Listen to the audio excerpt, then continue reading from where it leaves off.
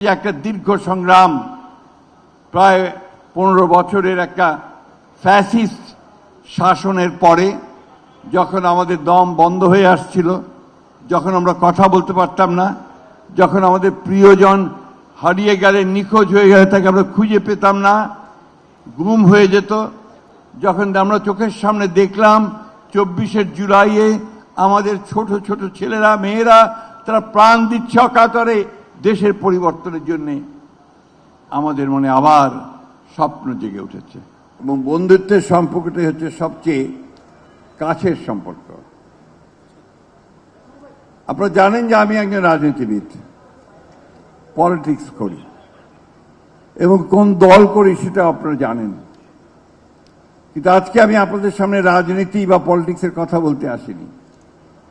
আপনাদের সামনে আমি যতক্ষণ কথা বলবো, এখানে থাক, নিচে পড়ে যাবে, আমি আমার দেশের কথা বলবো, আমার মানুষের কথা বলবো, সেই সঙ্গে আপনারা যারা আজকে তরুণ, যারা আজকে দেশ সম্পর্কে চিন্তা করছেন, ভাবছেন এবং এই দেশে পরিবর্তন আনার জন্য অতীতে কাজ করেছেন, এখনো কাজ করার কথা ভাবছেন, তাদের সম্পর্কে আমি দু একটা কথা বলতে চাই। প্রিয় বন্ধুগণ, বাংলাদেশের জন্মের ইতিহাস আমরা জানি, আমি সেটা রিপিট করতে চাই না, শুধু একটা কথা উল্লেখ করতে চাই যে আমরা একটা দীর্ঘ 9 মাসের যুদ্ধের মধ্য দিয়ে, যেটাকে আমরা বলি মুক্তিযুদ্ধ, অর্থাৎ বাংলাদেশের এই ভূখণ্ডকে আমরা আলাদা করে বের করে নিয়ে এসেছি। আমাদের এই জনপদের মানুষগুলোর জীবন জীবিকা এবং একটা জাতি হিসেবে টিকে থাকার উদ্দেশ্য নিয়ে। এরপরে 56 বছর গেছে। 56 বছরে আমরা জোর গলায় বলতে পারছি না যে আমরা এই 56 বছরে খুব ভালো করেছি। আমরা রাজনৈতিক নেতারা, আমরা সমাজের বিশিষ্ট নেতৃবর্গ, শিল্পপতি, ব্যবসায়ী, আমরা কিন্তু জোর গলায় এই কথাটা এখনো বলতে পারবো না।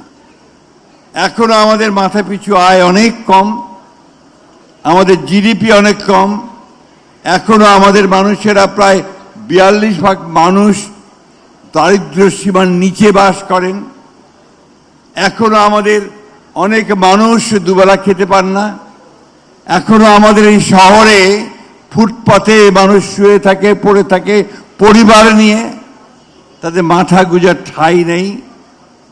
এখনো আমাদের অসংখ্য ছেলেমেয়েরা, শিশুরা, তারা লেখাপড়া করতে পারে না, তাদেরকে শ্রম বিক্রি করে।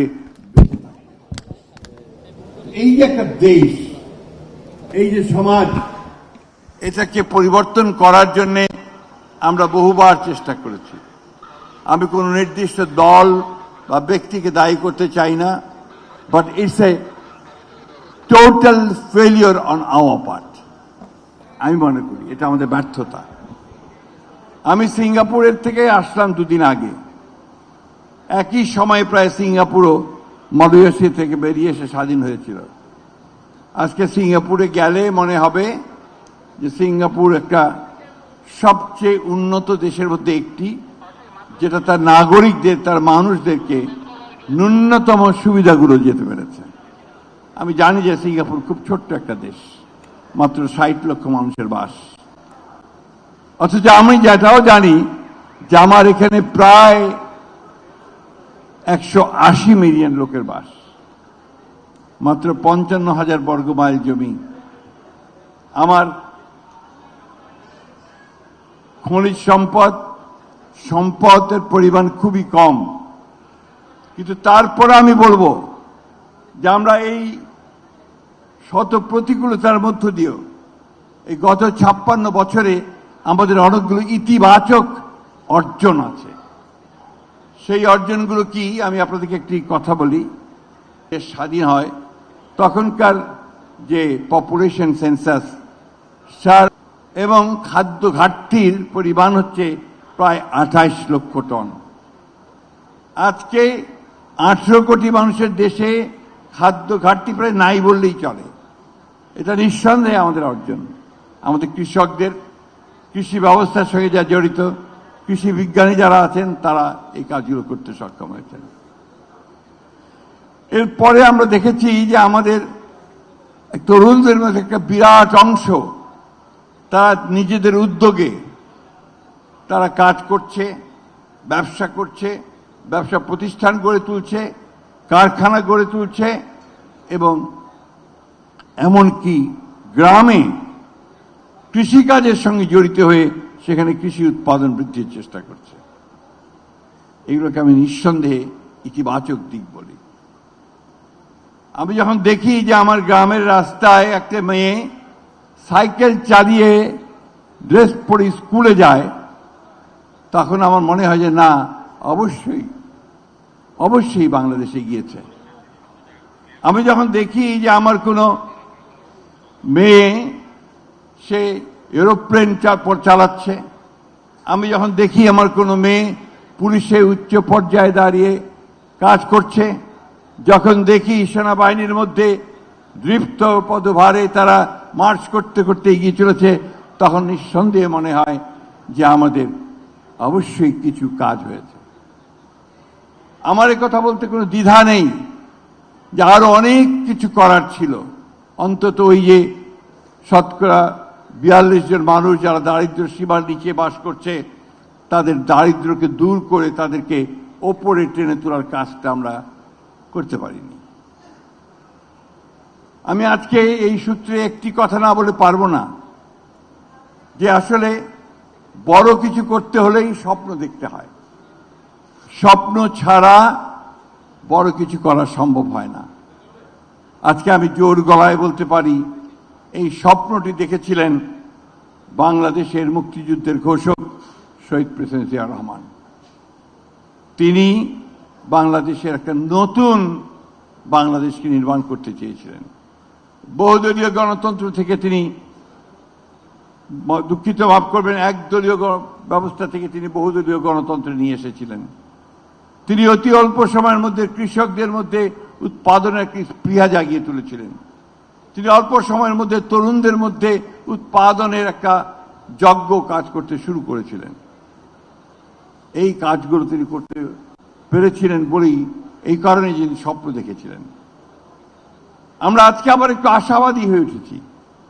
আশাবাদী হয়ে উঠেছি যে একটা দীর্ঘ সংগ্রাম, প্রায় 15 বছরের একটা ফ্যাসিস্ট শাসনের পরে, যখন আমাদের দম বন্ধ হয়ে আসছিল, যখন আমরা কথা বলতে পারতাম না, যখন আমাদের প্রিয়জন হারিয়ে গেলে, নিখোঁজ হয়ে গেলে তাকে আমরা খুঁজে পেতাম না, গুম হয়ে যেত, যখন আমরা চোখের সামনে দেখলাম 24শে জুলাইয়ে আমাদের ছোট ছোট ছেলেরা, মেয়েরা তারা প্রাণ দিচ্ছে অকাতরে দেশের পরিবর্তনের জন্য, আমাদের মনে আবার স্বপ্ন জেগে উঠেছে। আমরা আবার ভাবছি যে আমরা আমাদের এই প্রিয় দেশটাকে আমরা বাসোপযোগী করে তুলব। প্রিয় বন্ধুরা, আমরা যারা উচ্চ শিক্ষিত, ভালো ভালো চাকরি করছি, কাজ করছি, আমরা সবাই যদি আপনাদের মতো বিভিন্ন প্রতিষ্ঠানের মধ্য দিয়ে মানুষের পাশে গিয়ে দাঁড়াই, তাহলে অনেক কাজ হবে। কিন্তু বিষয়টা এত ব্যাপক, প্রয়োজন এত ব্যাপক, দারিদ্র্য এত ব্যাপক যে এটাকে ভাঙতে হলে আমাদের অনেক অনেক বেশি শক্তিশালী ভাঙার সেই যন্ত্র দরকার, যদি আমরা ভেঙে ফেলতে পারি, ভেঙে নতুন করে গড়ে তুলতে পারি। আমি বয়স্ক মানুষ, আগেই বলেছি, আমি স্বপ্ন দেখি এখনো। আমি বিশ্বাস করি যে আমরা পারব। আমি বিশ্বাস করি যে অনেক তরুণ মুখগুলোকে দেখি আমার সামনে, তাদের মধ্যে, তাদের মুখে, তাদের কাজে, তাদের ছায়ায় যখন আমি দেখতে পাই যে তারা টকবক করছে কিছু করার একটা আনন্দ নিয়ে, তখন নিঃসন্দেহে আমি খুশি হই। আমি একইভাবে খুশি হই যখন আমি আমার গ্রামে গিয়ে কৃষকদের মধ্যে দেখি তারা কোনো একটা নতুন বীজ নিয়ে তারা বেশি উৎপাদনের স্বপ্ন দেখছে, তখন খুশি হই। আমি খুশি হই যখন আমার গ্রামের মহিলাদের দেখি যে তারা নিজের অল্প অল্প করে সঞ্চয় করে তা একটা ছাগল কিনছে, গরু কিনছে, কিনে তারা তাদের অবস্থার পরিবর্তন করার চেষ্টা করছে। সেই জন্যে আমি আশাবাদী মানুষ। আজকে পলিটিক্সের অনেক কচকচানি থাকবে। পার্লামেন্টের কথা শুনলে আপনাদের অনেক ভালো লাগবে, অনেকে ভালো লাগবে না। আপনার রাস্তায় বিভিন্ন বক্তৃতা শুনলে, কথা শুনলে আপনাদের মনে হবে যে এটা আবার কি হলো, যা এটা আমরা আশা করিনি। টেলিভিশনের টক শো আপনাদেরকে বিভ্রান্ত করবে, আরো বেশি বিভ্রান্ত করবে আপনাদের সোশ্যাল মিডিয়া। যে সোশ্যাল মিডিয়া আপনারা এখন সবাই আক্রান্ত। এই বিষয়গুলো সম্পর্কে আপনাদের ভাবতে হবে। অস্ট্রেলিয়া একটা উন্নত দেশ, 16 বছর বয়স পর্যন্ত তারা সোশ্যাল মিডিয়াকে ব্যান করে দিয়েছে তাদের ছেলে মেয়েদের জন্য। কেন? কারণ সোশ্যাল মিডিয়া সবসময় ভালো জিনিসকে নিয়ে আসে না। আমাদের এখানে এই প্রভাবটা খুব বেশি পড়েছে। আমরা খবর কাগজ পড়তে ইচ্ছে করে না, খুললেই আমরা দেখি যেখানে হত্যা হচ্ছে, খুন হচ্ছে, জখম হচ্ছে, রাহাজানি হচ্ছে। বাবার একই সঙ্গে পাশে যখন একটা ভালো খবর দেখি তখন আবার মনটা ভালো হয়ে যায়। আমি কথা বাড়াবো না, কারণ আমার আরো প্রোগ্রাম আছে এবং নামাজের দিন আজকে। আমি শুধু এই কথা বলতে চাই, এই দেশটা আমাদের কেউ ভালো করে দিয়ে যাবে না। আজকে গোটা পৃথিবী সংঘাত, সংকুল, যুদ্ধ, বিগ্রহ, হত্যা, খুন, দখল গোটা পৃথিবীর মানুষকে এখন অশান্ত করে তুলেছে। এর মধ্যেই আপনাদের এই ছায়া সুনিবিড় পরিবেশে আমাদেরকে ভাবতে হবে যে আমরা কি আমাদের সমস্ত মানুষকে এই ছায়ার মধ্যে আনতে পারবো। আমাদের ভাবতে হবে যে আমাদের এই কাজটা চিন্তা করা দরকার। আপনারা হয়তো বলবেন যে আমরা এই কয়টা মানুষ কি করতে পারবো, এই কয়টা মানুষই করতে পারে। আপনারা করেছেন ইতিমধ্যে, আপনারা ছোট ছোট করে অনেকগুলো সামনের দিকে এগিয়ে গেছেন এবং এই ছোট কাজগুলো থেকেই বড় কাজ হবে। আমার একটা কি বলবো আপনাদেরকে, একটা বদনাম আছে। বদনামটা হচ্ছে যে আমি কোথাও গেলেই কবিতা পড়ি।